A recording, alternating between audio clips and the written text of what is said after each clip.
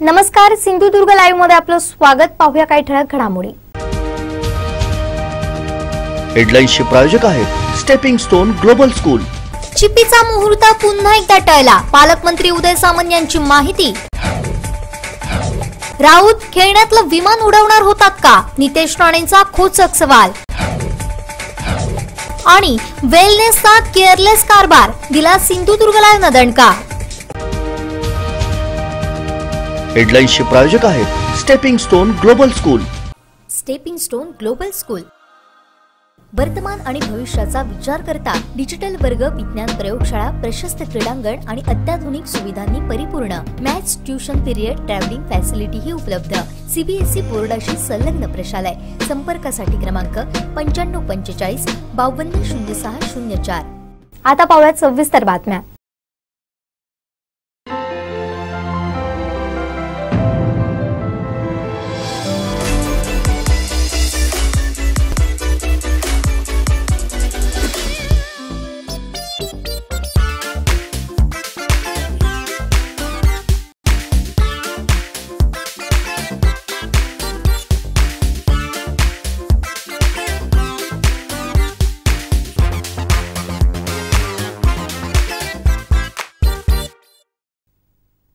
चिपी विमानतळ उड्डाणासाठी सज्ज आहे, मात्र अजून तारीख निश्चित नाही. मात्र येत्या 8 दिवसात विमान उडेल अशी माहिती आरबीआयच्या बैठकीनंतर पालकमंत्री उदय सामंत यांनी पत्रकार परिषदेत दिली आहे. सिंधुदुर्ग विमानतळाची पाहणी करण्यासंदर्भात मी आपल्याशी चर्चा केली होती आणि तीच पाहणी आज मी स्वतः खासदार साहेब, दीपक भाई, वैभव नाईक साहेब आणि सगळे विभागाचे अधिकारी अशा सगळ्यांनी मिळून ही पाहणी केलेली आहे. जी एक शंका आपल्या मनामध्ये आहे की विमान सेवेचा शुभारंभ कधी होणार आहे, तर त्याची तारीख अजून निश्चित झालेली नाही. परंतु येत्या 8 ते 10 दिवसामध्ये या विमानाचं पहिलं उड्डाण म्हणजे विमान मुंबईवरनं सिंधुदुर्ग विमानतळावर येईल आणि सिंधुदुर्ग विमानतळावरनं हे मुंबईला जाईल. परंतु सध्याची जी तारखा ज्या काही येत आहेत त्या तारखा अजून कुठेही कन्फर्म झालेल्या नाही आहेत. याची पहिली आपण सगळ्यांनी नोंद घ्या. कारण ज्या तारखा आपण देताय त्या तारखेला जर विमान सुरू करायचं असेल तर त्याच्या तांत्रिक ज्या बाबी आहेत ह्या पूर्ण करणं त्या प्रशासनाची जबाबदारी आहे. आणि म्हणून कुठच्या तारखेला ते सुरू होईल, विमानाचा शुभारंभ होईल विमानसेवेचा, त्याच्यापेक्षा ज्या तांत्रिक बाबी आहेत त्या लवकरात लवकर पूर्ण करण्याच्या दृष्टीनं आज आपण बैठकीमध्ये निर्णय घेतले. त्याच्यामध्ये मग रस्त्याचं काम असेल, सुशोभीकरणाची कामं असतील, विमान येताना ज्या ज्या काही प्रिकॉशन्स घेतल्या पाहिजेत त्या प्रिकॉशन्स असतील, सेंट्रल गव्हर्नमेंटची सिक्युरिटी नसल्यामुळं पोलीस ऑफिसर्स किती पाहिजेत, पोलीस कॉन्स्टेबल किती पाहिजेत, वेपनवाले पोलीस किती पाहिजेत, सुरक्षा बोर्डाचे सुरक्षा रक्षक किती पाहिजेत, याच्यावर आज चर्चा झालेली आहे. आणि या सगळ्या बाबतीत जे जे काही विमान उड्डाणासाठी आणि लँडिंगसाठी जे जे काही पोलीस फोर्स किंवा यंत्रणा लागेल ती सगळी सज्ज आहे. फक्त दिल्लीवरनं ज्या काही परमिशन्स मिळायच्या आहेत त्या मिळाल्यानंतर 8 ते 10 दिवस एअरलाइन्सला बाकीची तयारी करायला लागणार आहे. म्हणून तारीख कुठेही निश्चित झालेली नाही, पण येत्या 8 ते 10 दिवसामध्ये सिंधुदुर्ग विमानतळ सुरू होणार आहे, म्हणजे विमानसेवेचा शुभारंभ होणार आहे निश्चित आहे. तुम्हाला जर हा व्हिडिओ आवडला असेल तर लाईक करा, शेअर करा आणि सबस्क्राईब करायला विसरू नका.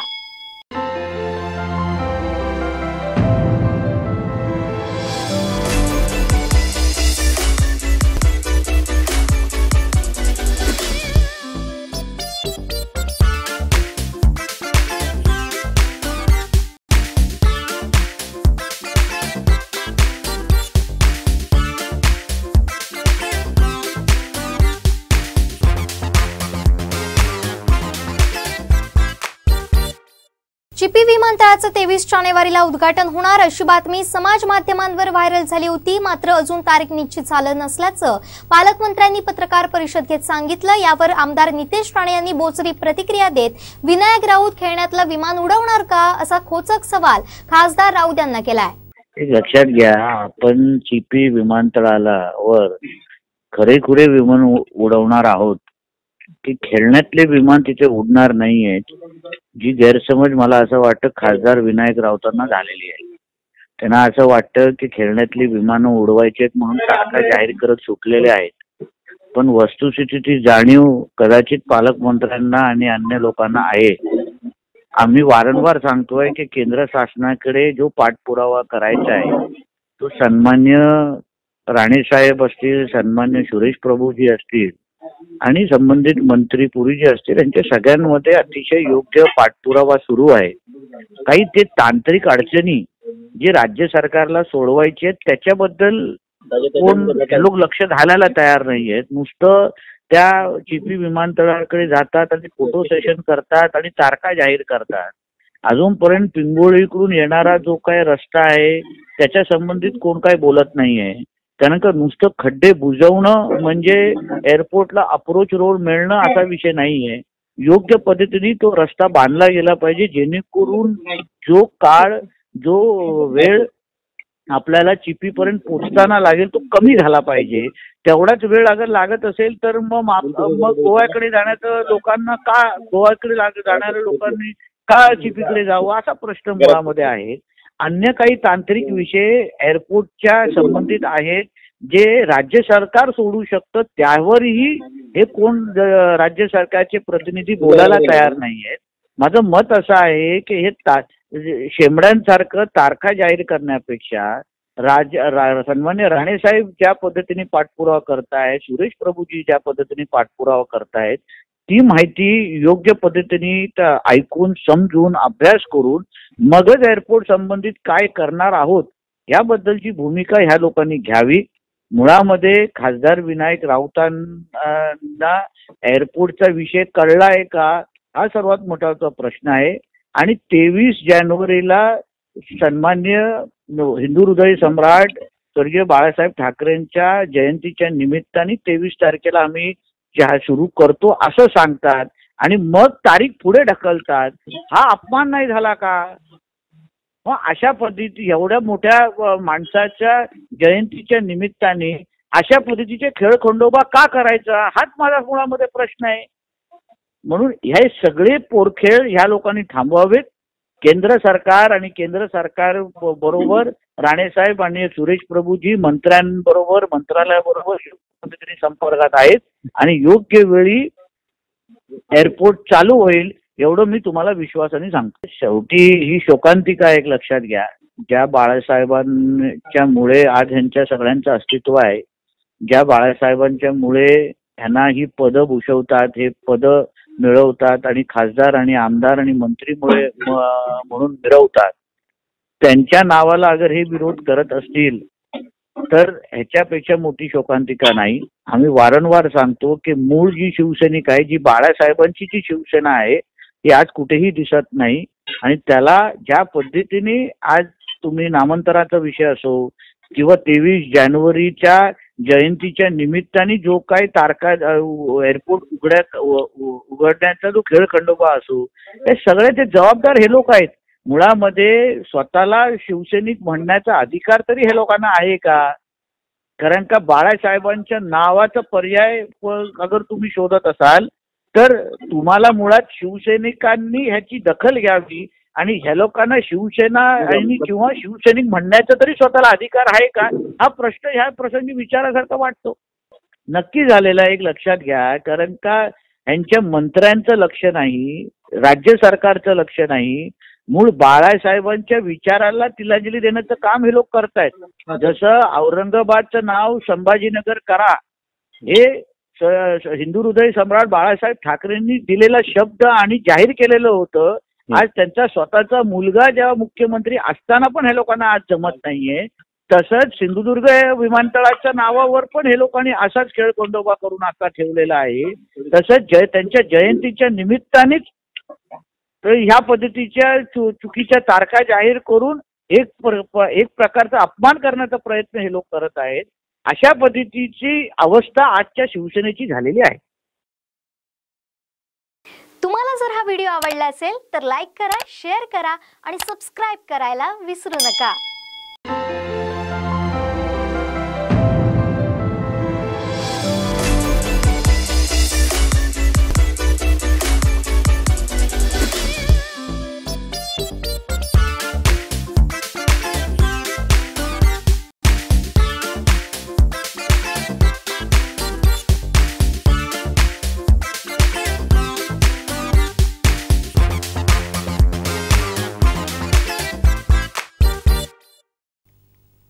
चिपी विमानतळाला कोणाचं नाव देण्यात यावं हा प्रस्ताव राज्य सरकारला देण्यात आला असून याबाबत मुख्यमंत्री उद्धव ठाकरे निर्णय घेणार असल्याचं खासदार विनायक राऊत यांनी सांगितलं। तसेच चिपीच्या कामाकडे उद्धव ठाकरे लक्ष ठेवून असल्याचं माजी पालकमंत्री दीपक केसरकर यांनी सांगितलंय।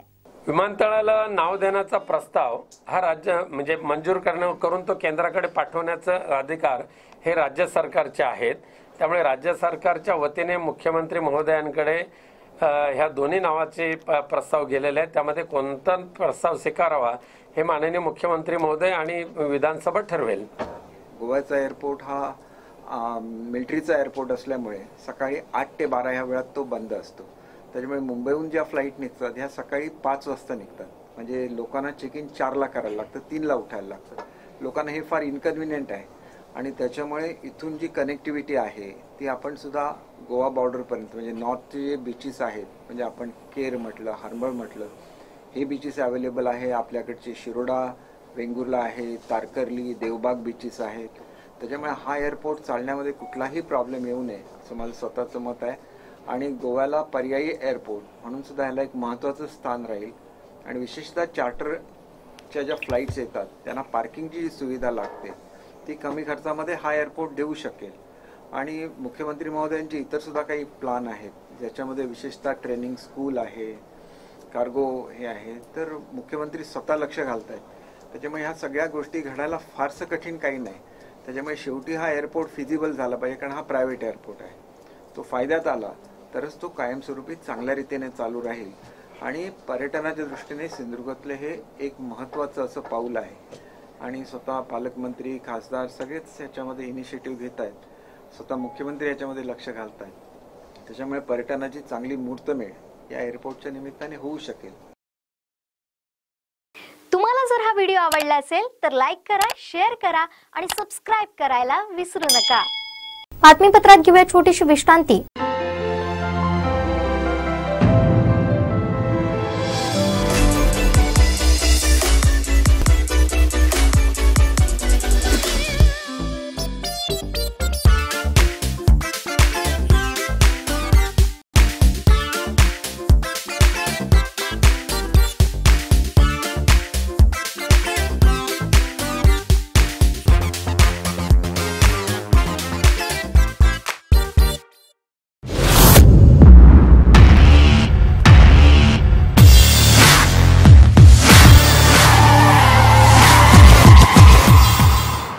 or your life. My motto, safety first. I make sure I'm always protected. इसलिए मैंने अपने कार में लगाया F Protect, इंडिया का पहला engine firefighter, easy to install on any car, जो engine का temperature बढ़ते ही automatically activate हो जाता है। F Protect, protect what you love.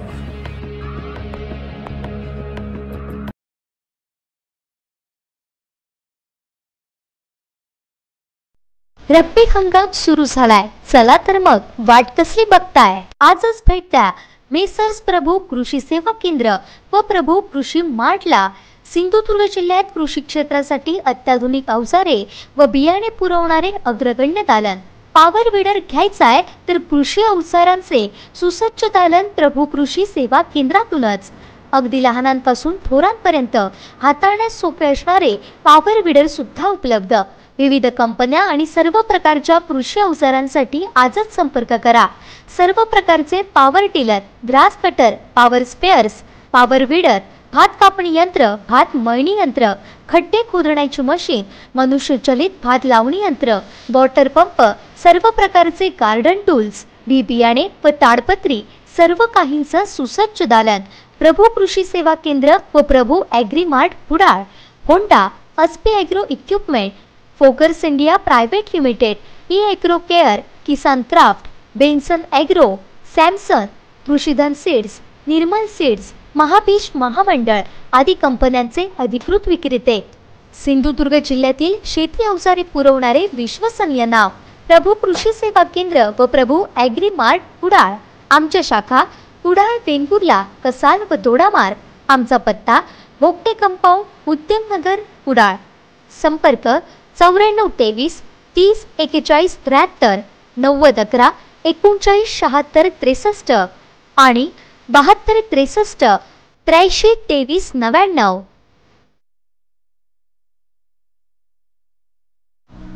SSPM lifetime हॉस्पिटलचा सिंधुदुर्ग जिल्ह्यातील एकमेव हृदयशास्त्र विभाग, एंजिओग्राफी, एंजिओप्लास्टी, 2D इको यांसारख्या अत्याधुनिक सेवा, अनुभवी तज्ञ, गुणवत्ताधारक डॉक्टर आणि कर्मचारी, हृदयशास्त्र तज्ञ डॉक्टर रमेश माळकर यांची दर शुक्रवारी सेवा. हृदयविकार संबंधित रुग्णांनी आजच संपर्क साधा. SSPM लाईफटाईम हॉस्पिटल, पडवे, तालुका कुडाळ. संपर्क 023 67 23 40 00. सौ दुर्वा गंगावणे 97 70 05 60 76. श्री सिद्धेश रासम 83 55 88 56 67. श्री अनिल कुडपकर 94 20 90 76 61. श्री गणेश झगडे 90 04 75 63 15.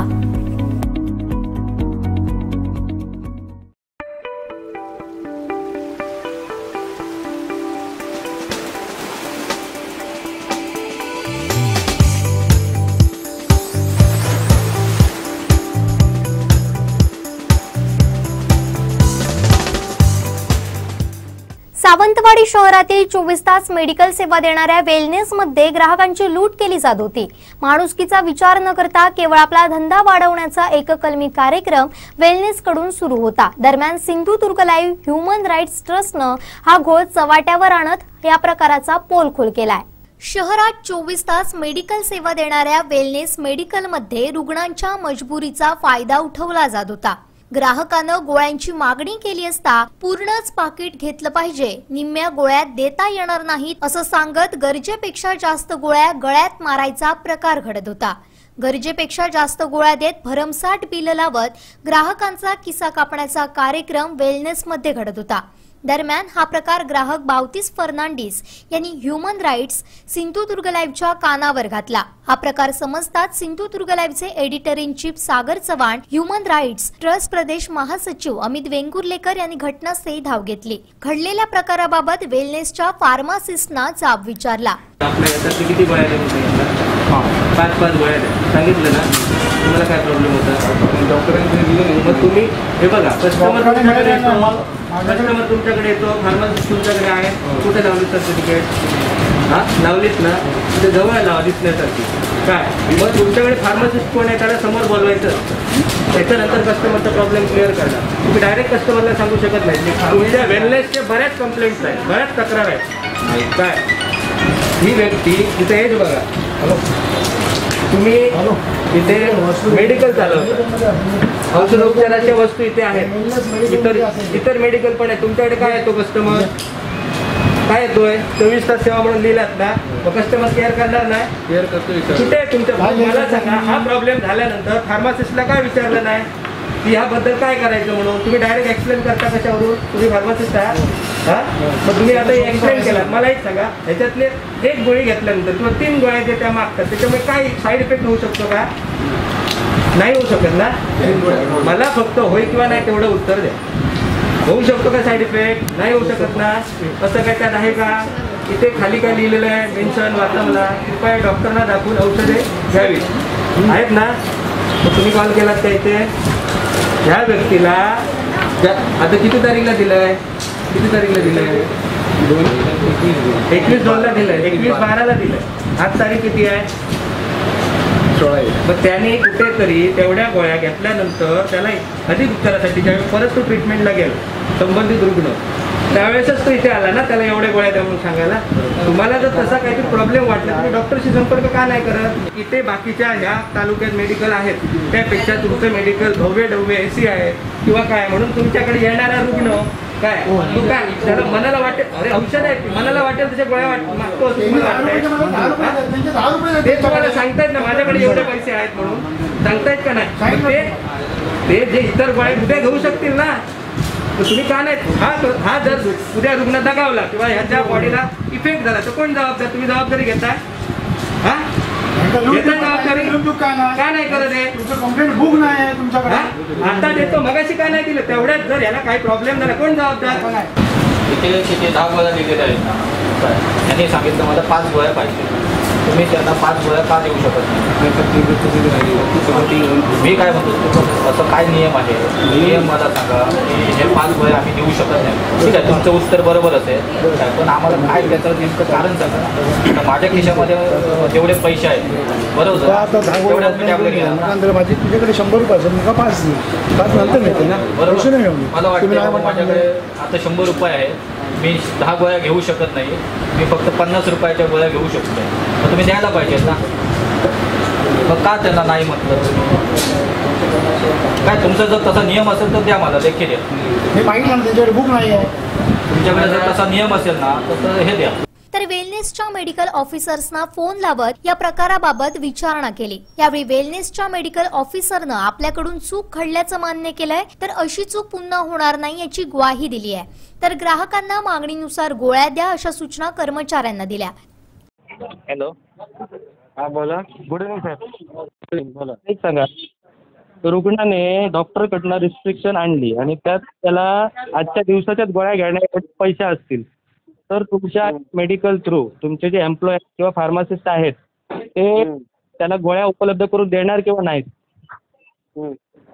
द्यायला पाहिजेत ना. मग तुमच्या ह्या फार्मासिस्टने आता ज्याने तुम्हाला कॉल केला त्यांनी मला या गोळ्या मिळणार, आम्ही पाकिटं फोडून देत नाही काय, आमच्या गोळ्या असं सांगितलेलं आहे. आता काय करायचं सांगा. उद्या रुग्णाला काय प्रॉब्लेम झाला, काय झाला, कारण डायबिटीसच्या गोळ्या आहेत. अशा पद्धतीने वेलनेसकडून जर इथल्या सावंतवाडी तालुक्यातल्या गावाच्या लोकांना अशा पद्धती जर वागणूक मिळाली तर फायदा कशी होणार? नाही, मला सांगा, शुगरच्या टॅबलेटचं काय झालं? स्टॉक नाही त्यांच्याकडे काय? तर व्यक्तीकडे मोजते आहेत 2 दिवस. तिने सांगितलं माझे पैसे माझे जमतील तसे येणार 2 दिवसांनी, मी माझ्या गोळ्या नेतो. मला आज माझ्याकडे तेवढ्या पैशात मला 2 दिवसाच्या गोळ्या द्या. काय मग त्या व्यक्तीला रुग्णाला दिले पाहिजेत की नको?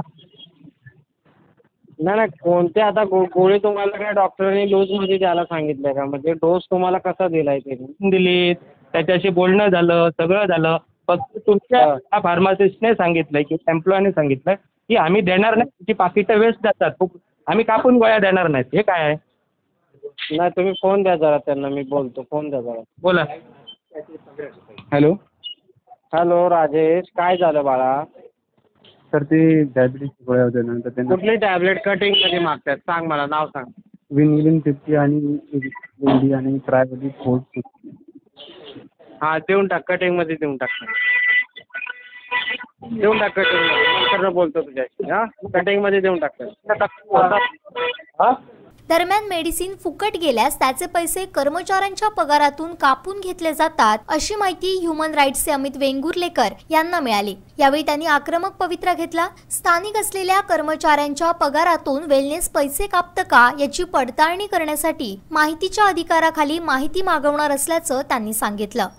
आज संध्याकाळी एक 5:30 ते 6च्या सुमारास बावतीस फर्नांडिस हे काही गोळ्यांच्या मागणीसाठी वेलनेस ह्या आपल्या मेडिकल स्टोअरमध्ये गेले, जिथे 24 तास सुविधा उपलब्ध आहे. तर सदर रुग्णास तेथील असलेले फार्मासिस्ट यांनी स्वतःही सांगितले की ज्या गोळ्यांची पाकिटं आहेत ती गोळ्यांची पाकिटं आम्ही कटिंग करून देणार नाही. रुग्णाने त्यांच्याकडे स्पष्टपणे आपलं मत सांगितलं की माझ्याकडे 5 दिवसाच्या गोळ्यांचे एवढेच पैसे आहेत, मला 5 दिवसांच्या गोळ्या द्या, पुढच्या गोळ्या ज्या आहेत तर मी पैशाची व्यवस्था करतो आणि मी घेतो. सदर फार्मासिस्टने तसेच यांच्या मेडिकलमधील एम्प्लॉयने त्याला सक्त नकार दिला आणि आमच्याकडे पूर्णपणे पॅकेट्स घ्यावी लागतात, अन्यथा आम्ही कोणत्याही पद्धतीतल्या गोळ्या देणार नाही असं सांगितलं.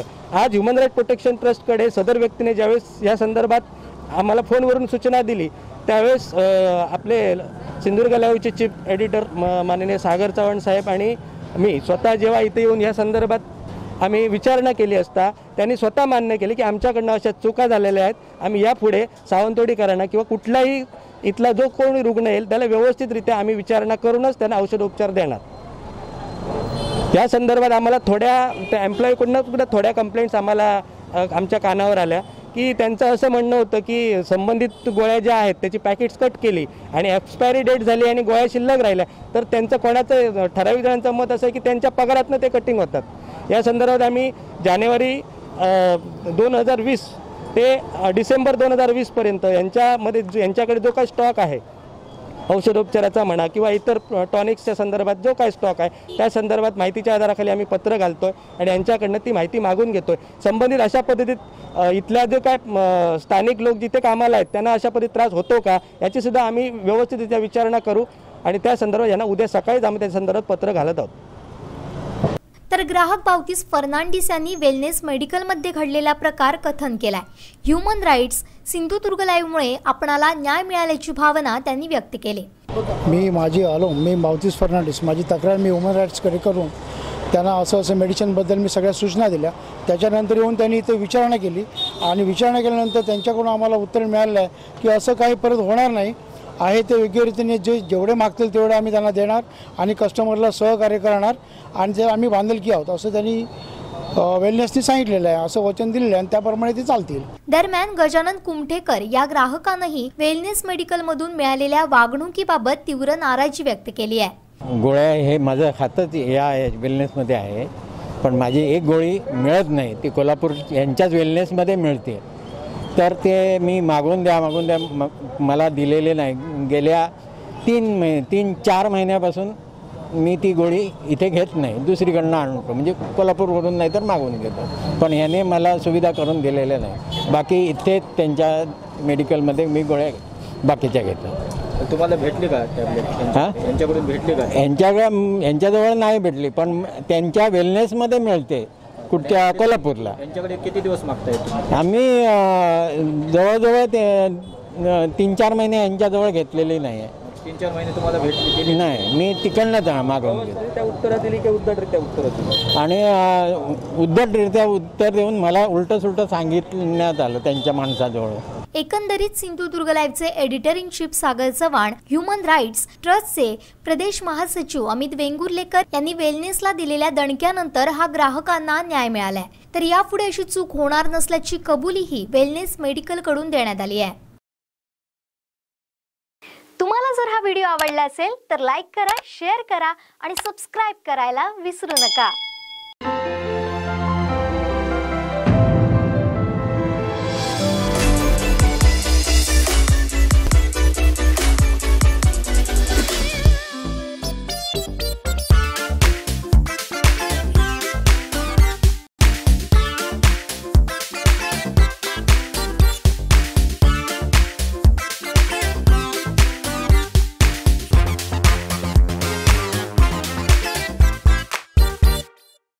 चिपी विमानतळाचं आमच्या हस्ते उद्घाटन व्हावं असं नियतीलाच वाटत असेल. मुळात शिवसेनेचा कारभारच बोगस आहे. त्यामुळे जे टॅक्सी स्टँड सुरू करू शकत नाही ते विमानतळ कसं सुरू करणार असा हल्लाबोल माजी खासदार निलेश राणे यांनी शिवसेनेवर केलाय. त्यांचं कधीच फिक्स होणार नाही, कारण का मागच्या 2 तारखा पण बघितल्या कशा होत्या त्या. आता ही 3 किंवा 4 तारीख शिवसेनेने दिलेली आहे. विमानतळ कदाचित नियतीलाच हवं असेल की त्यांच्या कार्यकाळात नाही तर आमच्या कार्यकाळात ते पूर्ण सुरू व्हावं. म्हणून शिवसेना साधा टॅक्सी स्टँड सुरू करू शकत नाही तर एअरपोर्ट सुरू करणं हे त्यांच्यासाठी अवघडच जाणार याची खात्री मला आहे. पण हे सगळं ड्रामा काय चालू आहे तो फक्त लोकांना दाखवण्यासाठी आहे. तो विमानतळ चालेल कसा, त्याची ट्रॅफिक कशी असेल, कुठल्या कुठल्या कंपनीशी करार झालेले आहेत, हे सगळं कधीतरी मंत्री किंवा खासदार किंवा आमदाराला सांगायला पाहिजे की तुम्ही नुसतं हे रिबिन कशाले कापताय, नेमकं करार कुठे झाले, किती झाले, किती परवानग्या आल्या, सगळ्या आल्या की नाही आल्या, हे सगळं एकदा जनतेला सांगितलं पाहिजे. नुसते 2 वेळा तर आम्ही रिबिन कापलेले बघितले, त्याच्यानंतर विमानच उडलं नाही. आणि 2 उद्घाटनापैकी एकाच उद्घाटनाला विमान उडलं, दुसऱ्या उद्घाटनाला विमान दिसलं सुद्धा नाही. म्हणून हा सगळा शिवसेनेचा बोगस कारभार आहे. या अजून 4 तारखा दिल्या तरी तुम्ही त्यांना काय महत्व देऊ नका. कदाचित नियतीला आम्हीच ते उद्घाटन करावं असं काहीतरी असेल आणि ह्या अडाण्यांकडून असं काय होईल असं काय मला वाटत नाही. म्हणून बघूया. बाळासाहेबांचे विचार तर कधीच हे लोक विसरलेले आहेत. ही बाळासाहेबांचीच पार्टी आहे हे आजचे सगळे शिवसैनिक विसरले. म्हणून ह्याच्यात काय नवल नाही की त्यांना बाळासाहेबांचं नाव नकोसं झालंय. ते बाळासाहेबांना कधीच विसरलेत आत्ताची शिवसेना. म्हणून हे आमदार, खासदार, मुख्यमंत्री हे बाळासाहेबांच्या नावाला एक तर ही आजची संघटना कलंकच आहे. म्हणून हे ह्याच्यात काय बाळासाहेबांच्या नावाचा नकार स्वतः खासदार शिवसेनेच्या जर करतो तर त्याच्यामध्ये आश्चर्य वाटायचं कारणच नाही. त्यांनी बाळासाहेबांच्या विचारांना कधीच तुडवलेलं आहे. तुम्हाला जर हा व्हिडिओ आवडला असेल तर लाईक करा, शेअर करा आणि सबस्क्राइब करायला विसरू नका. Throw has a shelf life of 2 years and is effective against accidental kitchen fires, small domestic fires, inflammable liquid fires, and electrical fires, where small fires quickly turn into raging infernos. But now, you are equipped to prevent disasters. Simply pick, aim, and throw. Be fire ready. Barrister Nath Pai यांच्या 50व्या पुण्यतिथीनिमित्त त्यांच्या जीवनावर आधारित पुस्तकाचं प्रकाशन वेंगुर्ला इथं एका शानदार सोहळ्यात करण्यात आलं. बॅरिस्टर नाथ पै यांचे नात अदिती पै यांनी हे पुस्तक लिहिलंय. पालकमंत्री उदय सामंत, खासदार विनायक राऊत, आमदार दीपक केसरकर यांच्या प्रमुख उपस्थितीत हा प्रकाशन सोहळा पार पडला. अदिती पै यांनी धाडसानं उत्तुंग व्यक्तिमत्व पुस्तक रूपानं साकारून आज नव्या पिढीसमोर आदर्श निर्माण केलाय. राजकारणात उपद्रव माजवणाऱ्या पुढाऱ्यांनी बॅरिस्टर नाथ पै यांच्या पुस्तकातून बोध घ्यावा असा टोलाही नाव न घेता पालकमंत्री उदय सामंत यांनी विरोधकांना लगावला. वेंगुर्ला नगरपालिकेनं तात्काळ 10 गुंठे जमीन देण्याचा निर्णय घ्यावा.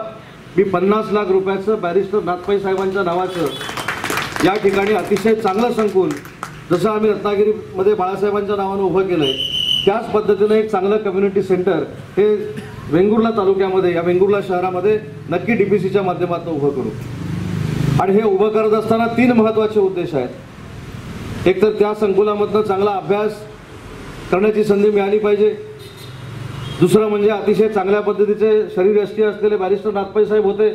त्याच्यामुळे माझ्या वेंगुर्ला शहरातल्या विद्यार्थ्यांना देखील एक चांगल्या पद्धतीची व्यायामशाळा किंवा जिम त्याच्यामध्ये असली पाहिजे. आणि जो महिलांबद्दलचा आदर बॅरिस्टर नाथ पै साहेबांना होता त्या महिलांबद्दल देखील चांगले चांगले उपक्रम त्या कम्युनिटी सेंटरमध्ये उभे राहिले पाहिजेत. यासाठी मी 50 लाखाची जरी घोषणा केली असली तरी लागतील तेवढे पैसे त्या कम्युनिटी सेंटरला बॅरिस्टर नाथ पै साहेबांच्या नावानं या वेंगुर्ला शहरामध्ये दिले जातील. पण हे करत असताना त्याचा उपयोग देखील चांगल्या पद्धतीने झाला पाहिजे. नगरपालिकेनं ती एक आपला ठेवा म्हणून वास्तू जतन केली पाहिजे. आणि म्हणून जर आपल्याला पाहणी करायची असेल कसं आम्ही ते संकुल उभं करणार असू तर आपण रत्नागिरीमध्ये यावं. एक दिवस रत्नागिरीमध्ये बाळासाहेबांच्या नावानं असंच एक मोठं कम्युनिटी सेंटर 1 कोटी रुपये खर्च करून आम्ही उभं केलेलं आहे. त्याच्यामध्ये अजून काय शैलेंद्रजी तुमच्या सूचना असतील, परोळेकर साहेब तुमच्या सूचना असतील, त्यांच्यातही तुमच्या सूचना असतील त्या सांगाव्यात. तशा पद्धतीचा एक चांगला प्लॅन हा वेंगुर्ला शहरामध्ये आपण नक्की तयार करू. आणि त्या पद्धतीनं दीपस्तंभाप्रमाणे बॅरिस्टर नाथ पै साहेबांचं कार्य हे वेंगुर्लेकरांच्याच नाही तर अख्ख्या देशाच्या समोर उभं करण्यासाठी आपण प्रयत्नशील राहू. हा देखील पालकमंत्री या नात्यानं मी आपल्याला शब्द देतो. मला सांगायला आनंद होतोय की आम्ही किती जरी खासदार दुसरे 2 टर्मचे झाले हे झाले तर मगाशी मी सांगितल्याप्रमाणे आमच्या पाठीशी बॅरिस्टर नाथ पै यांचा मार्गदर्शनाचा इतिहास आहे. प्राध्यापक मधुदंड होते सरांचा इतिहास म्हणजे त्यांचं मार्गदर्शन आमचा इतिहास आहे. त्यामुळे ह्या आदर्शांची जोपासना करणं किंवा त्या आदर्शांना एक तेवढंच मान सन्मान प्राप्त करून देणं हे आता आमचं कर्तव्य आहे. आणि त्याच कर्तव्याला अनुसरून जरी कोकण रेल्वेला नाव देता आलं नाही तरी आता चिपी विमानतळ आम्ही ह्या जानेवारीमध्ये चालू करायचा प्रयत्न करतोय केंद्र आणि राज्य सरकारच्या माध्यमातून. आता हा कार्यक्रम झाल्यानंतर पालकमंत्री महोदय, मी, दीपक भाई आम्ही पुन्हा चिपी विमानतळाला जाणार आहोत. पण मला एकदा वाटलं आणि मी त्यावेळेला 19 सप्टेंबर 2018 नाही 20 ऑगस्ट 2018 त्या दिवशी तत्कालीन विमान वाहतूक मंत्री सुरेश प्रभू साहेबांना एक पत्र लिहिलं आणि त्या पत्रामध्ये ती चिपी विमानतळ म्हणजे सिंधुदुर्ग विमानतळाला बॅरिस्टर नाथ पै यांचं नाव द्यावं अशा पद्धतीची विनंती केली. आता त्या पत्राला मला 19 सप्टेंबर 2018 रोजी आदरणीय सुरेश प्रभू साहेबांनी उत्तर दिलं आणि हा राज्य सरकारचा प्रश्न आहे. राज्य सरकारने विधानसभेमध्ये तसा पद्धतीचा ठराव मंजूर करून पाठवलं तर केंद्र सरकार त्याचा जरूर विचार करेल असं सांगितलं. यावेळी नाथ यांची नात अदिती पै, कमल परुळेकर, देवदत्त परुळेकर, शैलेंद्र पै, शिवसेना संपर्क प्रमुख शैलेश परब, जिल्हा प्रमुख संजय पडते, युवा नेते संदेश पारकर, विकास कुडाळकर आदी उपस्थित होते. तुम्हाला जर हा व्हिडिओ आवडला असेल तर लाईक करा, शेअर करा आणि सबस्क्राइब करायला विसरू नका. बातमीपत्रात घेऊया छोटीशी विश्रांती. नववर्षाच्या सर्वांना हार्दिक शुभेच्छा. शुभेच्छुक Catholic urban cooperative credit society limited, Sawantwadi. नववर्षानिमित्त खास offer. Catholic short term deposit, मुदत 365 दिवस, व्याजदर 9.60%. त्वरा करा मर्यादित कालावधीसाठी. संपर्क क्रमांक प्रधान कार्यालय 023 63 27 38 90, सावंतवाडी 023 63 27 38 89, वेंगुर्ला 023 66 26 29 53, शिरोडा 023 66 22 74 39, मालवण 023 65 25 27 82, कणकवली 023 67 23 39 22, कुडाळ 023 65 22 15 59.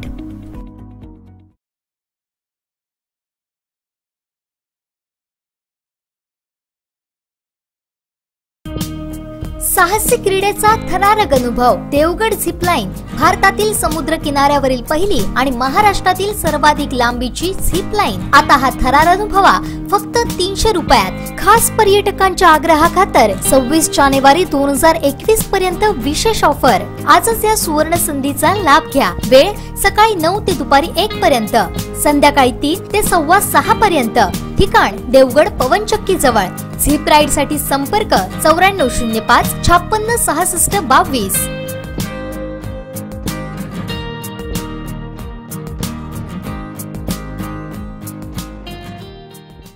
LPG पेट्रोल डिझेलच्या वाढत्या किमतीमुळे त्रस्त आहात, पण आता काळजी करू नका, कारण लवकरच आपल्या सिंधुदुर्ग जिल्ह्यातील सावंतवाडी, कुडाळ, कणकवली आणि वेंगुर्ले शहरात MNGL घेऊन येत आहे नॅचरल गॅस CNG व PNG स्वरूपात.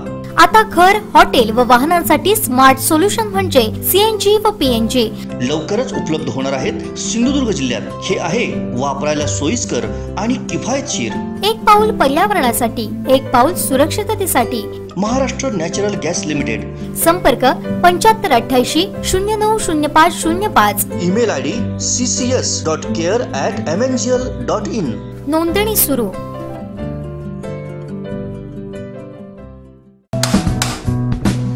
आई मला भूक लागली, क्लासला जायला उशीर, लवकर खायला दे ना. अगं थांब ग, आत्ताच सिलेंडर संपलाय. अहो इकडे या ना, सिलेंडर संपलाय, बदलून द्या जरा. अगं मला पण उशीर होतोय. अजिबात नाही, दर महिन्याला सिलेंडर बुक करायचा आणि पुन्हा बदलायचा. ह्या कटकटीला अक्षरशः मी वैतागून गेलेले आहे. अहो वहिनी, कशाला काळजी करताय? तुम्ही सुद्धा आमच्यासारखं MNGLचं पाईप नॅचरल गॅस कनेक्शन लावून घ्या. ना बुकिंगची कटकट, ना वेटिंगची झंझट. जितका वापर तितका जाकार आणि हो सगळ्यात स्वस्त आणि सुरक्षित. अरे वा, आम्ही देखील आजच आमचं MNGL गॅस कनेक्शन रजिस्टर करतो. तुम्ही देखील नक्की करा. गॅस कनेक्शन सिंधुदुर्ग जिल्ह्यातील कुडाळ, वेंगुर्ला, कणकवली आणि सावंतवाडी शहरात उपलब्ध आहे. अधिक संपर्कासाठी क्रमांक 7588 090505 आणि 7588 090606. विश्रांतीनंतर आपलं पुन्हा एकदा स्वागत. पाहूया यानंतरची बातमी.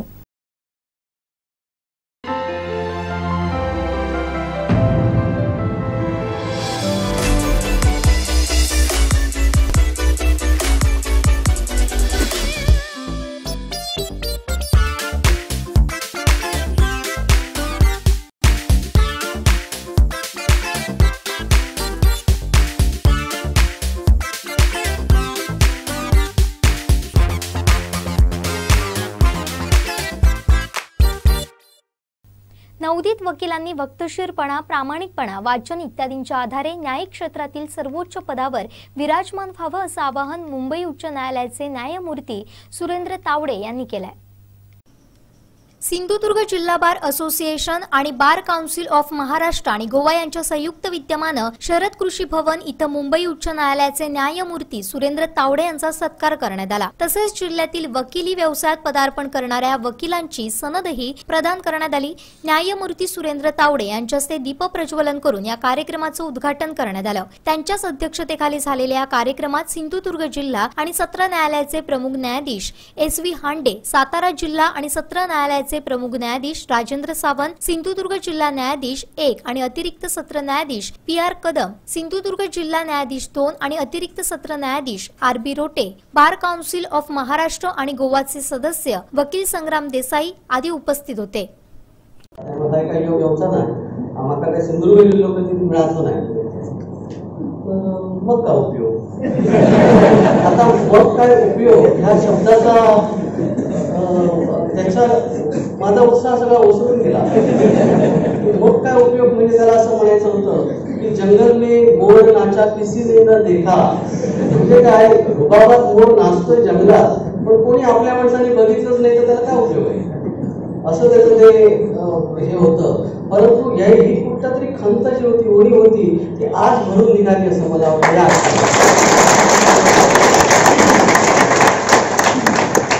दुसरं म्हणजे त्याबद्दल मी आता या संबंध आयोजकांचा मी आभार मानतो. खरंच हा सोहळा खूप गरजेचा होता. आम्हाला यापुढे अजून खूप वाटचाल करायची आहे आणि ही स्फूर्तीदायक अशी ही आपली आजची सभा होईल आणि आम्हाला ही स्फूर्ती देऊन जाईल. दुसरा विचार थोडासा, आता हा आभार झाल्यानंतर मी थोडं काही लोकांचं मी कृतज्ञता व्यक्त करेन, आभार मानणार. आता मी या पदापर्यंत पोहोचलो, याला कारणीभूत आहेत कोण कोण त्यांनाही आपण कृतज्ञता व्यक्त केली पाहिजे. वडिलांच्या अकाली मृत्यूनंतर एक अनुकंपा तत्वाखाली नोकरी सुद्धा आली होती आणि मी कदाचित लिपिक झालो असतो, कनिष्ठ लिपिक म्हणून कार्यरत असतो. परंतु माझे भाऊ त्यांनी तसं ते करू दिलं नाही आणि लॉचं शिक्षण पूर्ण झालं आणि मी वकील झालो आणि न्यायाधीश सुद्धा झालो. त्यामुळे मी माझ्या भावाची कृतज्ञता व्यक्त करतो. त्यानंतर 2001 मध्ये मी जॉईन झालो. हे झालं आता अगोदरचं. त्यावेळी सुद्धा माझे अनेक सवंगडी आहेत. आता ते निष्णात वकील आहेत, खूप मोठे मोठे सिनियर वकील झाले. कारण 20 वर्ष मी सर्व्हिसमध्ये आहे म्हटल्यावर ऑटोमॅटिक ते वकील सुद्धा असे सुहास सावंत आहेत, श्यामराव सावंत आहेत, बरेच जण आहेत जे त्यावेळी त्यांनी खूप मला मदत केली होती. त्यानंतर सांगायचं म्हणजे मी 2001 ला जॉईन झाल्यानंतर सांगलीला रुजू झालो. सांगलीला रुजू झाल्यानंतर त्याही अलीकडे रुजू व्हायच्या अगोदरचं सांगतो, बुद्धापूरला राहून जाताना आजच्या कार्यक्रमामध्ये अजून 2 नाव मी घेणार आहे. म्हणजे तात्यासाहेब भंडके वकील आणि रेडी देसाई अजून माझ्या आले. हे 2 नावं म्हणजे ही 2 नावं असली पाहिजे होती आज आपल्यामध्ये, परंतु ती नाही, हे आपलं दुर्दैव आहे. त्यानंतर 2001 मध्ये मी जॉईन झाल्यानंतर सांगलीला रुजू झालो. सांगलीला रुजू झाल्यानंतर थोडंसं वातावरण बदललं, कारण एक स्वच्छंदी माणूस एकदम पिंजरा अडकला असं झालं आणि 2001 झालं, 2 झालं असेल. आणि त्यानंतर मात्र एक मालवणी माणूस माझ्या सानिध्यात आला, ते म्हणजे आपले तावडेसाहेब. तावडेसाहेब तिथे ॲडव्होकेट डिस्ट्रिक्ट जज म्हणून आले आणि मालवणी बोलणारा मला माणूस मिळाला, जो मला मालवणीत गप्पा सांगू लागला आणि आमच्या घरोब्याचे संबंध झाले. 2001 पासून नंतर मात्र मला कधी कोणी वाटले नाही की मी गावापासून लांब आलोय, कारण कर्मधर्म सेवकाने जिकडे मी जातो तिकडे तावडेसाहेब आहेतच. तिकडे मी आहे. मुंबईत आम्ही एकत्र होतो, पुण्यात एकत्र होतो, पुन्हा मुंबईत एकत्र होतो. त्यानंतर तावडेसाहेबांनी तर रजिस्ट्रार जनरल म्हणून पद भूषवलं. म्हणजे सगळ्या महाराष्ट्राचेच ते आपले ऍडमिनिस्ट्रेटिव्ह हेड होते, आपल्या सगळ्या जजेसचे. त्यानंतर आता तर त्यांनी आपलं म्हणजे मगाच माझं जे बालूपद होतं, जंगल में मोर नाचा किसी ने न देखा, तर आपलं ज्युरिस्डिक्शन त्यांनी एवढं वाढवलं की त्या जंगलापर्यंत त्यांनी म्हणजे आता पूर्ण महाराष्ट्रच त्यांचा ज्युरिस्डिक्शन झालेला आहे. त्यामुळे अशा माणसासोबत आपला सत्कार होणं हे सुद्धा मी मोठं भाग्य समजतो.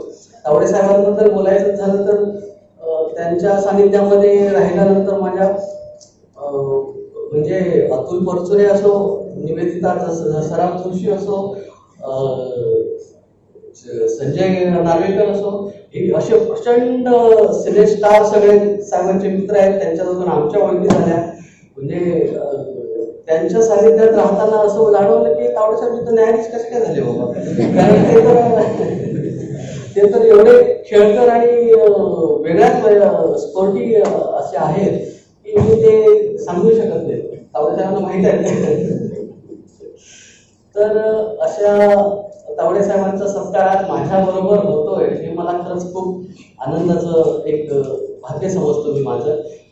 आणि माझ्या भावना आपल्याला पोहोचल्याच असतील सगळ्यांना मी धन्यवाद देतो. साहेब, नाचे मोर जंगल में आज सबने देखा आणि याच्याकरता हा कार्यक्रम घेतला होता. हा एक खरंच प्रमुख त्याच्यामधला उद्देश होता की सिंधुदुर्ग जिल्ह्यामधनं एवढं टॅलेंट आहे, एवढे खरोखरच टॅलेंटेड लॉयर्स आपल्यामध्ये आहेत जे जजेस म्हणून वेगवेगळ्या ठिकाणी गेले. आणि bar council of Maharashtra and गोवाचा मेंबर म्हणून ज्यावेळी मला वेगवेगळ्या ठिकाणी जाण्याची संधी मिळते तेव्हा मला प्रकर्षाने एक गोष्ट जाणवते आणि ती मुद्दाम आपल्याशी शेअर करणार आहे की प्रत्येक वेळी ज्यावेळी कुठलाही मोठा कार्यक्रम असतो त्या प्रत्येक गोष्टीला थोडंसं मला एक नागपूर कनेक्शन दिसतं. नागपूरमधले लॉयर्स मॅक्झिमम ज्युडिशियरीमध्ये जर आपण पाहिलं तर नागपूरमधले बरेचसे लॉयर्स ज्युडिशियरीमध्ये आहेत. आणि प्रत्येक वेळी ज्या ज्यावेळी ठिकाणी मी जातो त्यावेळी ते मला सांगतात, देशपांडे साहेब हो आमचे एकदम चांगल्या ओळखीचे, बस्ती मला माहिती नाही बहुतेक ब्रीफ वगैरे असावेत, बस्ती माझ्याबरोबर ठेवायचे. मग कार्यक्रमाला ते साहेब आले की त्यांना हात दाखवायचे, हात मारायचे. तर आमच्या ओळखीचं तिकडे कोणीच नसायचं, सगळेजण सगळ्यांच्या ओळखीचे. परंतु सिंधुदुर्ग जिल्ह्यामध्ये ज्युडिशियरीमध्ये असं हायकोर्ट लेवलला जजेस म्हणून त्यावेळी कोणीच नसायचे.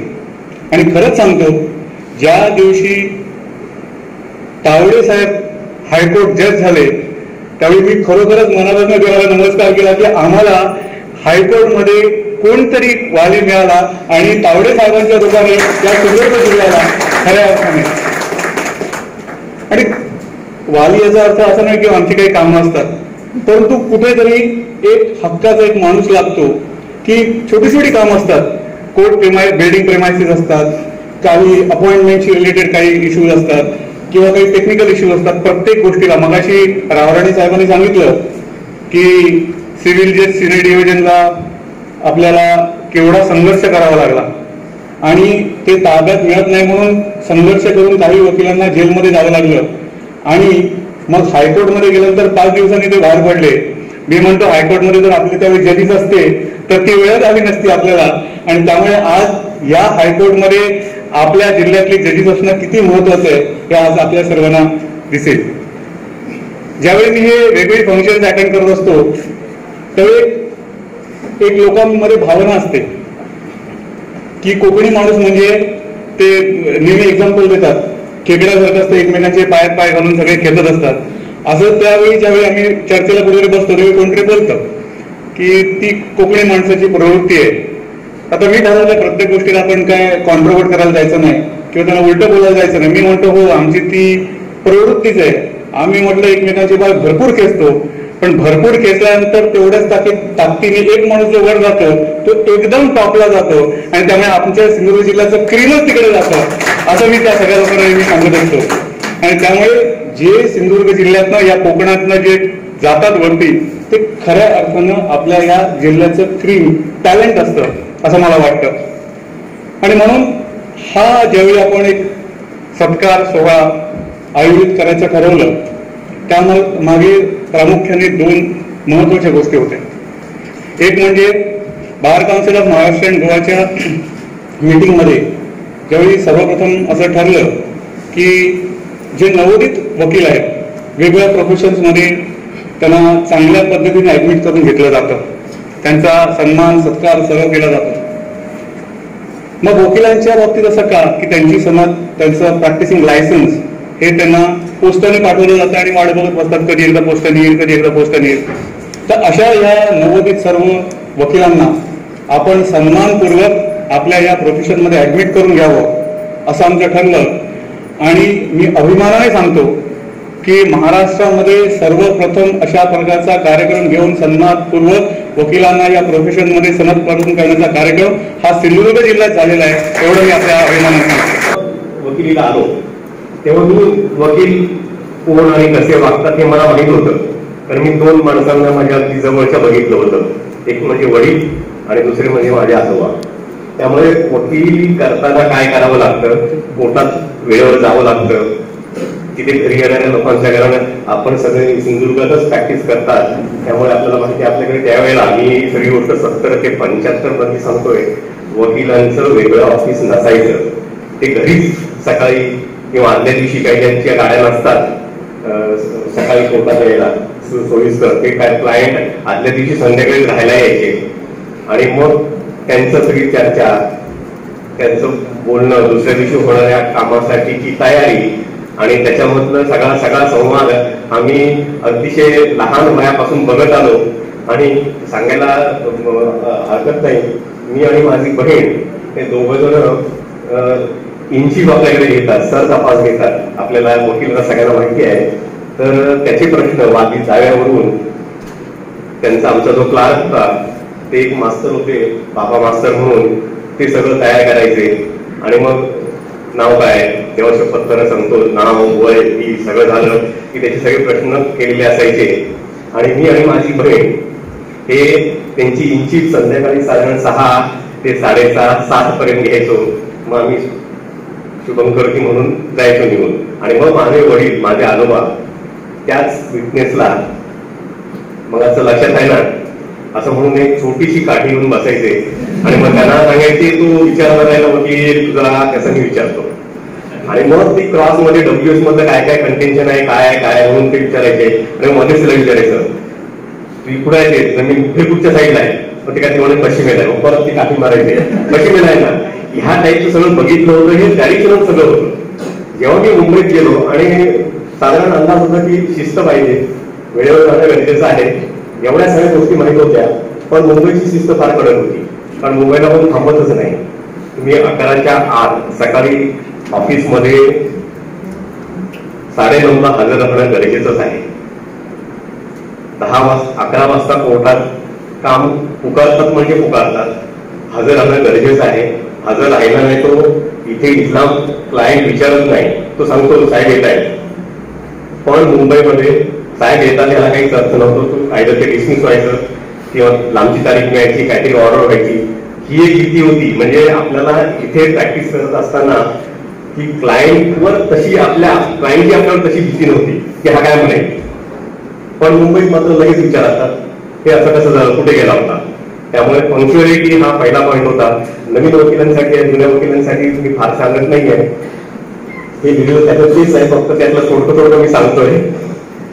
पंक्च्युअलिटी याच्यासाठी आहे की जोपर्यंत तुम्ही तुमची सवय तशी करत नाही तोपर्यंत क्लायंट त्याप्रमाणे तुम्हाला सहकार्य करत नाही.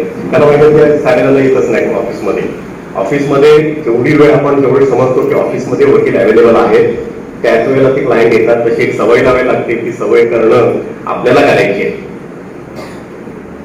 त्यानंतर मी जेव्हा प्रॅक्टिस करतो तेव्हा माझे सिनियर होते, फार चांगले होते, मिस्टर कमलाकर म्हणून क्रिमिनलमध्ये घेतात होते, ते कोकणस्थ होते पण पुण्याचे नव्हते, पण पुण्याची संदर्भित होते. त्यामुळे त्यांनी मला आधीच सांगितलं तुझा बाप जज आहे, हे तुझं डिस्क्वालिफिकेशन आहे, तू तुझा बाप जज आहे म्हणून मी तुला ज्युनियर म्हणून घेतलेला नाही. इतर 2 आहेत, तसाच तू आहेस 3रा. इथे येताना कुठलीही अडचण, बस लेट आली, ट्रेन उशीर आली, उठायला उशीर झाला, काही कारणाने चालणार नाही. ज्या दिवशी उशीर येईल त्या दिवशी यायचं नाही, दुसऱ्या दिवशी जाईल.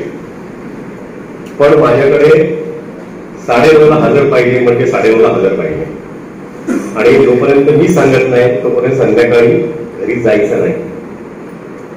माझ्यावरती आपण जिल्हा लेवलला किंवा तालुका लेवलला प्रॅक्टिस करतो तिथे इतका माणूस स्ट्रिक्ट नाही आहे, इतका मुंबईमध्ये बऱ्याच ठिकाणी बरेच वकील इतके स्ट्रिक्ट आहेत की ज्युनियरच्या बाबतीमध्ये म्हणा किंवा कलिगच्या बाबतीमध्ये म्हणा की तुमची सिनियरिटी, तुमची सिन्सिअरिटी पेज घेऊ असं सांगणारेच वकील आहेत. आणि मला तर त्यांचं यश ते सगळं त्याच्यामध्येच आहे की माझ्या सिनियरला मी बघितलं की कुठच्याही कोर्टामध्ये तिथे मुंबईला वेगळ्या तारखा मिळतात. तारखेला वेगवेगळ्या वेळ मिळते, not before 1, not before 2, not before 3, not before 4. तर ते बरोबर तसं मागून घ्यायचे आणि ते त्या वेळेला 3 वाजता 4 वाजता 1:30 वाजता हजर राहायचे. आणि मग जरी काम दुसरं चालू असलं तरी तो जज थांबायचा आणि सांगायचं त्यांचं घ्या, कारण त्यांना 1 वाजता तारीख दिली. याचं कारणच एवढं होतं की तेवढी आत्मीयता ते जजही दाखवतात. एका माणसाला जरा कळलं खूप सिन्सिअर आहे आणि हा माणूस आपलं बाकीचं काम घेऊन सांगितल्याप्रमाणे 1 वाजता आलाय, 1 वाजता याचं काम घेणं गरजेचं आहे, कॉन्व्हिक आहे. तसं नाही ऍक्च्युअली, पण ते तेवढी कर्तसी दाखवतात. म्हणजे आपल्याला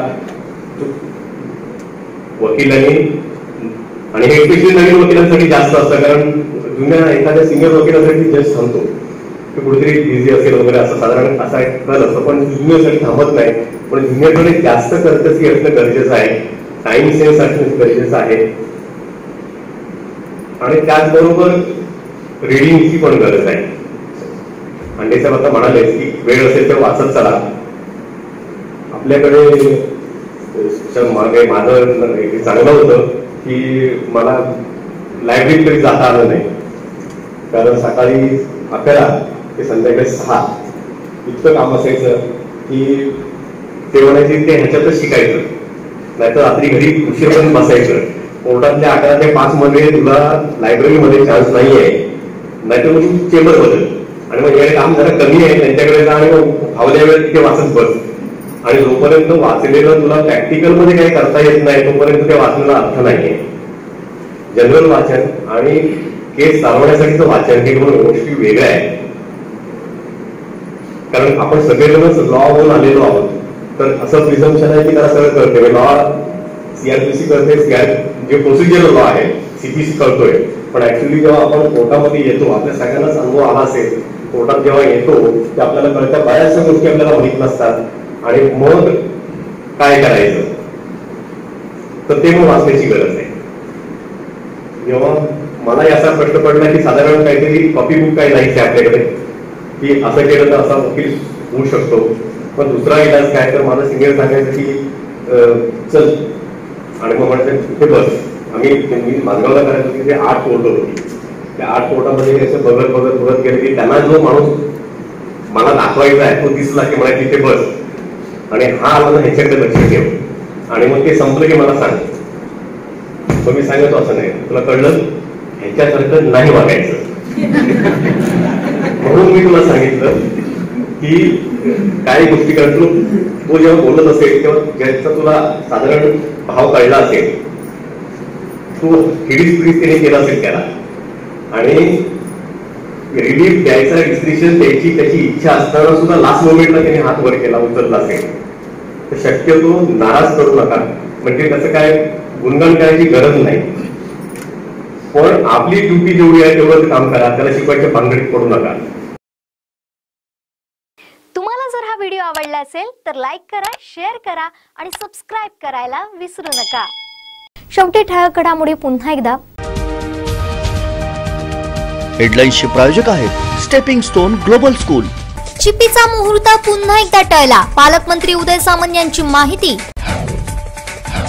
राऊत खेळण्यातलं विमान उडवणार होतात का, नितेश राणेंचा खोचक सवाल. आणि वेलनेसचा केअरलेस कारभार, दिला सिंधुदुर्गला नदणका.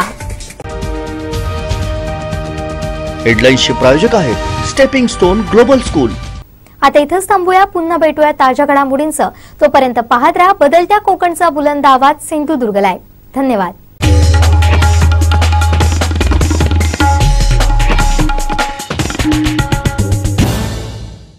डॉइट्सफार ट्रॅक्टर ओपन चॅलेंज असेल हिम्मत तर या मैदानात. डॉइट्सफार ट्रॅक्टर खरेदीवर अनुदान, प्रशासकीय लाभ मिळवण्यासाठी कृषी विभाग, कृषी अधिकारी यांच्याशी संपर्क साधा. अधिक माहितीसाठी Sindhudurg tractor agro agency Shirgaon इथं अवश्य भेट द्या. सिंधुदुर्ग जिल्ह्यातील शेतकरी बांधवांना खुश खबर, डॉइट्सफार ट्रॅक्टरची जिल्ह्यातील मेन डीलरशिप आता शिरगाव देवगड इथं डॉइट्सफार सादर करत आहे. ट्रॅक्टर मधील 3 सिरीज ट्रॅक्टरची मॉडेल आणि त्याची वैशिष्ट्ये. मॉडेल 3E सिरीज 3540 42 HP मध्ये उपलब्ध. इंधन कार्यक्षम engine, constant match gearbox, diesel युक्त सह हायड्रोलिक, सर्वोत्कृष्ट बोनेट, डायग्राम क्लच, तेलात बुडालेले ब्रेक, इस्टिमेस्ट कस्टर पूर्ण सीलबंद एक्सेस मॉडेल ॲग्रोलक्स सिरीज 45, 50, 65 आणि 7 HP मध्ये, मॉडेल ॲग्रोमॅक्स सिरीज 45 ते 80 HP मध्ये उपलब्ध. शक्तिशाली इंजिन, सर्वोत्तम आरामदायी, तेलात बुडालेले ब्रेक, स्वतंत्र PTO, संपूर्ण सिक्रोमॅश गिअरबॉक्स, मजबूत real axle double clutch DCIL, 4 wheel drive, सर्व इंजिन मध्ये ट्रॅक्टरची मॉडेल उपलब्ध. वेट्स फॉर ट्रॅक्टर सेल सर्व्हिस फेअर मशिनरी आणि शेतकरी अवजारे मिळण्याचे जिल्ह्यातील एकमेव ठिकाण Sindhudurg tractor agro agency, all India repairing workshop, Shri Pavanai मंदिरानजीक, शिरगाव, देवगड निपाणी हायवे, तालुका देवगड, जिल्हा सिंधुदुर्ग. मोबाईल 800791 9884 आणि 94052 26085. प्रोप्रायटर श्री सीताराम जाधव.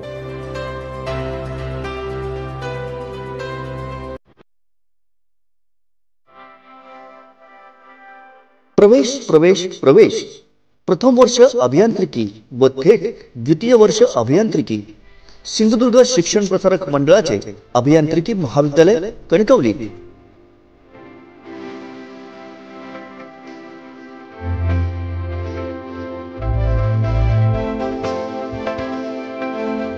पदवी mechanical, electrical, electronics and telecommunication, computer engineering, mechatronics, Computer Science and Engineering, Artificial Intelligence and Machine Learning.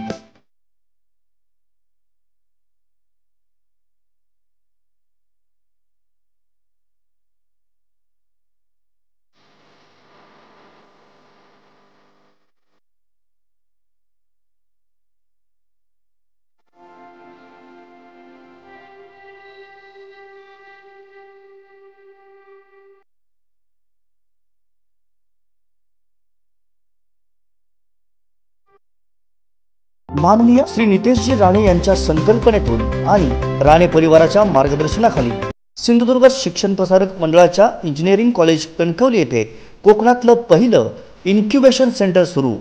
याच माध्यमातून जिल्हा व जिल्ह्याबाहेरील युवक युवतींना आपल्या जिल्ह्यातच नोकरी आणि रोजगाराची संधी, तसंच याच इन्क्युबेशन सेंटर मार्फत स्वतःचा व्यवसाय सुरू करण्यासाठी भरीव सरकारी अर्थसहाय्य. दर्जेदार वाटचालीमुळे नॅक अंतर्गत B+ ग्रेड. आमची वैशिष्ट्ये वायफाय सह सुसज्ज 34 एकर कॅम्पस, तज्ञ अनुभवी व उच्च शिक्षित प्राध्यापक, अद्ययावत प्रयोगशाळा, इंटरनेटसह संगणक कक्ष, स्वतंत्र प्लेसमेंट विभाग, जिम, स्विमिंग पूल व सुसज्ज मैदान. महाराष्ट्र शासन केंद्र शासनाच्या जिल्ह्यानुसार विविध प्रवर्गातील मुलांना सवलत, अत्याधुनिक व सुसज्ज लायब्ररी, मुला मुलींसाठी स्वतः वसतिगृह, मोफत मेडिकल चेकअप, नामांकित कंपन्यांमध्ये नोकरीची संधी. प्रवेशासाठी संपर्क सिंधुदुर्ग शिक्षण प्रसारक मंडळाचे अभियांत्रिकी महाविद्यालय कणकवली, हरकुळ बुद्रुक, तालुका कणकवली, जिल्हा सिंधुदुर्ग.